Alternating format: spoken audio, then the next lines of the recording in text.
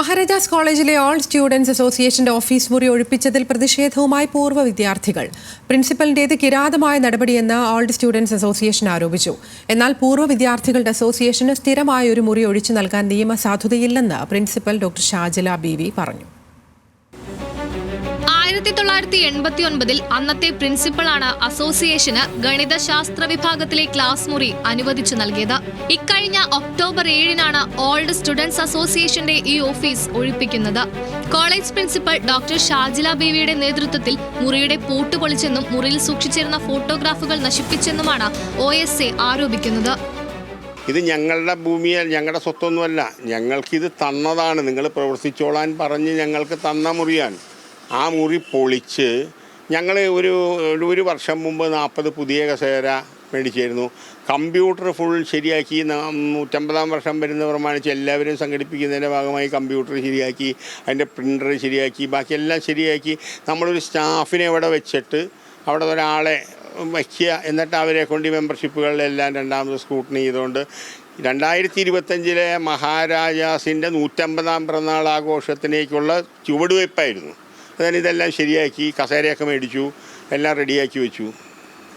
ഇത് പൊളിക്കുന്നു എന്ന് പറഞ്ഞു കഴിഞ്ഞപ്പോൾ സത്യമായിട്ട് ഞങ്ങൾ അന്താളിച്ചു പോയി. അതാണ് സത്യം പറഞ്ഞാൽ. നോട്ടീസ് ആദ്യം ഒഴിഞ്ഞു തരണമെന്ന് പറഞ്ഞു. അതിന് ഞങ്ങളൊരു മറുപടി കൊടുത്തു.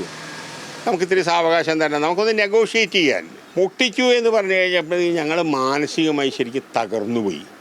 മഹാരാജാസ് കോളേജിലെ പ്രിൻസിപ്പളിൽ നിന്ന് ഇത്തരം കിരാതമായ പൈശാചികമായ ഒരു നടപടി ഞങ്ങൾ പ്രതീക്ഷിച്ചിട്ടില്ല.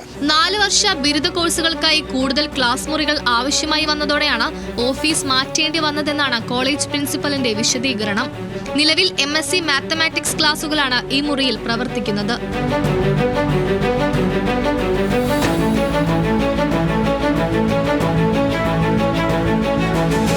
വിവിധ മേഖലകളിൽ നിന്ന് കോളേജിന് ലഭിക്കാനുള്ള വരുമാനത്തെക്കുറിച്ച് അസോസിയേഷൻ ചോദ്യം ചെയ്തത് കോളേജ് അധികാരികളിൽ അതൃപ്തി ഉണ്ടാക്കിയെന്ന് OSA ആരോപിക്കുന്നു. അവർ ഞങ്ങളോട് ചെയ്ത ഏറ്റവും വലിയ ക്രൂരത, ഞങ്ങൾ 2008 മുതൽ മഹാരാജാസിൽ വന്ന എല്ലാ VIP-മാരുടെയും ചിത്രങ്ങൾ ഞങ്ങൾ അതിൻ്റെ ഭിത്തികളിൽ വെച്ചിരുന്നു. അത് ഇവർ ഫ്ലെക്സ് എന്നാണ് പറയുന്നത്. ഫ്ലെക്സ് അല്ല, അത് ഈ ലാമിനേറ്റഡ് ഹാർഡ് ആർട്ട് കാർഡ് എന്ന് പറഞ്ഞൊരു സാധനമുണ്ട്. അത് മുഴുവൻ ഇവർ കീറിക്കളഞ്ഞു.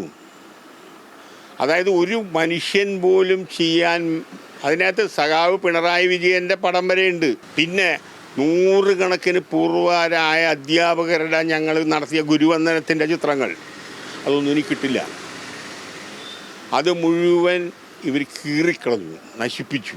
പൂർണ്ണമായും വൈരാഗ്യ ബുദ്ധിയോടുകൂടി ഒരു കോളേജ് അതിൻ്റെ പൂർവ്വ വിദ്യാർത്ഥി സംഘടനയോട് പെരുമാറുകയാണ്.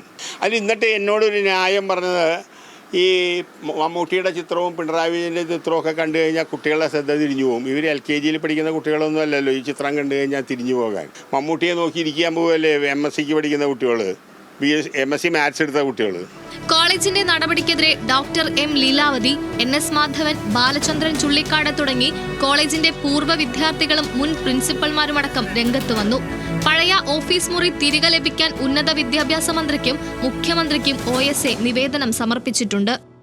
കോളേജിനോളം പഴക്കമുള്ള 100 വർഷത്തെ പാരമ്പര്യമുള്ള OSAയുടെ ഈ മുറി തിരികെ പിടിക്കാൻ ഇനി കോടതിയും സമീപിക്കാൻ ഒരുങ്ങുകയാണ് അസോസിയേഷൻ. കൊച്ചിയിൽ നിന്ന് ടിബിൻ ടോമിനൊപ്പം കൃഷ്ണപ്രിയ, ന്യൂസ് മലയാളം.